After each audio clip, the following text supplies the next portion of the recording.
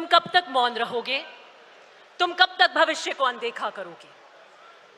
तुम्हें कब तक राजनीतिक हवस रोनती रहेगी? तुम कब तक देश को यूं ही नफरत की राजनीति में झुलसने दोगे? तुम कब तक झूठ कपट के हवाले होने दोगे देश को? ये कुछ कठोर प्रश्न है हमारे सामने, जिसे आज हमें ईमानदारी से जवाब देना होगा। आज यहाँ इकट्ठा होना एक राजनीतिक औपचारिकता और कर्तव्य नहीं है। एक ये प्रश्न है जो हमसे जागरूक नागरिक के दिल में एक आग और विद्रोह की तरह धड़क रहा है कि हम कहां खड़े और किस दिशा में जाएंगे। समय का चक्र हमसे पूछ रहा है, क्या तुम तैयार हो? यही सवाल आजादी के समय स्वतंत्रता सेनानियों के सामने खड़ा था। यही सवाल 1971 की जंग में सैनिकों के सामने खड़ा था और आज 2025 में यही सवाल हमारे सामने पुनः खड़ा है।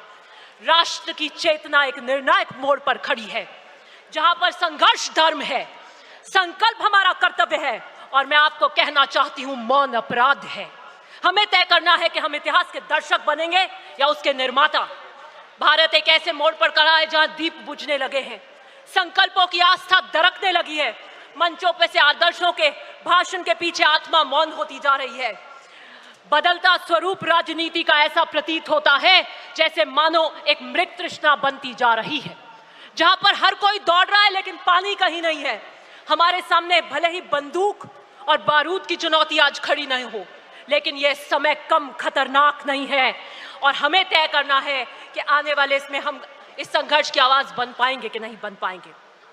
साबरमती के किनारे अहमदाबाद की सरजमीन पर खड़े होकर मैं सोचती हूं कि अगर गांधी जी हमारे बीच होते इस अधिवेशन में तो क्या सोच रहे होते।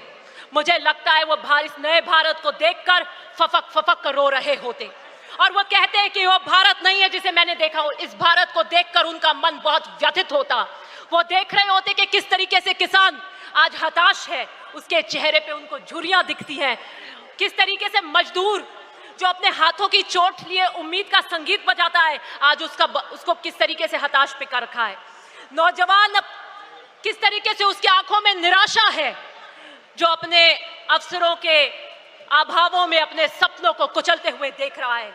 उस माँ की चीख है, उस स्त्री की वेदना है। आज का संघर्ष संविधान बना तानाशाही का है। आज का संघर्ष लोकतंत्र बनाम अधिनायकवाद का है। कुछ लोगों की इच्छा संविधान बन चुकी है, उनकी इच्छा ही संविधान बन चुकी है।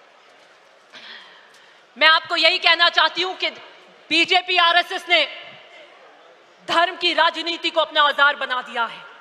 संसद को एक सिर्फ मोहर लगाने वाली मशीन बना दिया है। बीजेपी राम का नाम तो लेती है लेकिन नीति रावण की रखती है। कृष्ण का उपदेश देती है लेकिन चालें शकुनी की चलती है।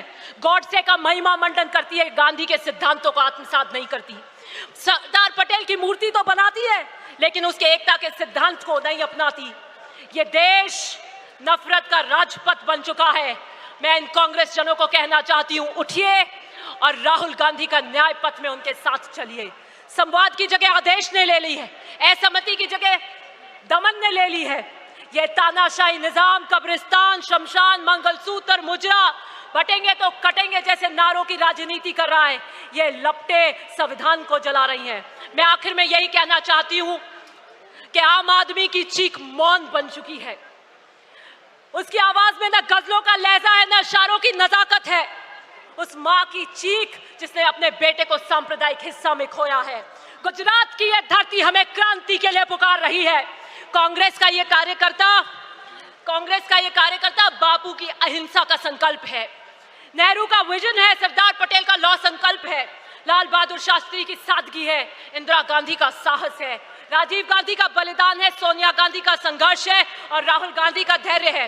ये समय, आई एम जस्ट कंक्लूडिंग, ये समय भीष्म की प्रतिज्ञा का है, ये भीष्म मौन का नहीं है।